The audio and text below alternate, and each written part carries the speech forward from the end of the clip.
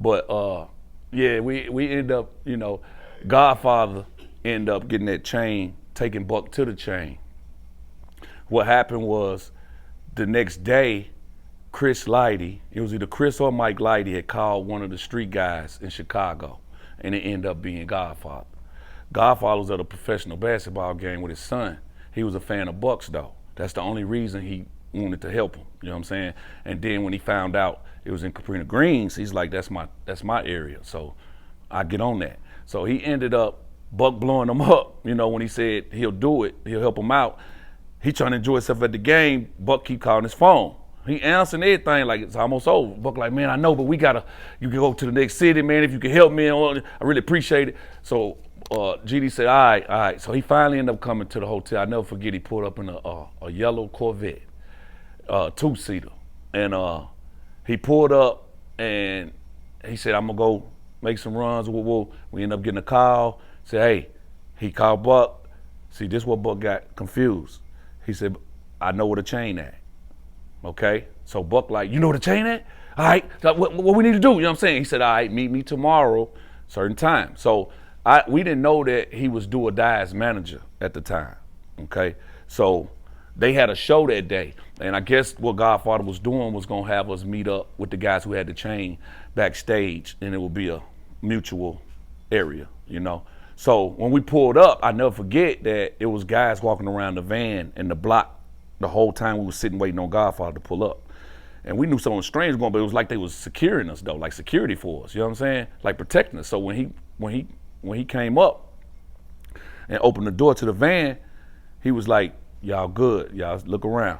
He said, y'all protected, you know what I'm saying? He said, Buck, walk you in here without a mosquito bite, you're gonna come back out without a mosquito bite, you know what I'm saying? I'm in the truck like, bet.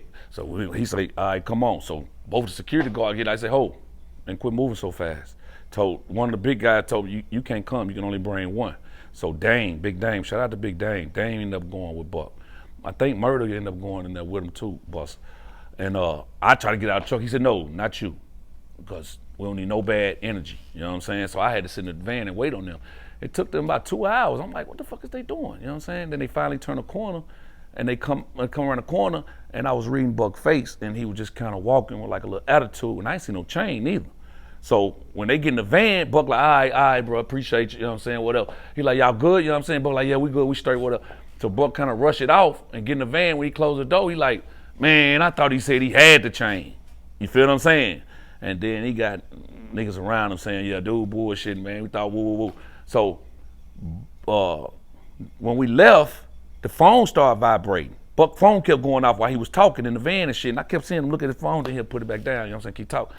And it keep vibrating. So they stopped at the gas station. When they stopped at the gas station, the phone vibrated. I looked at it and it said Godfather.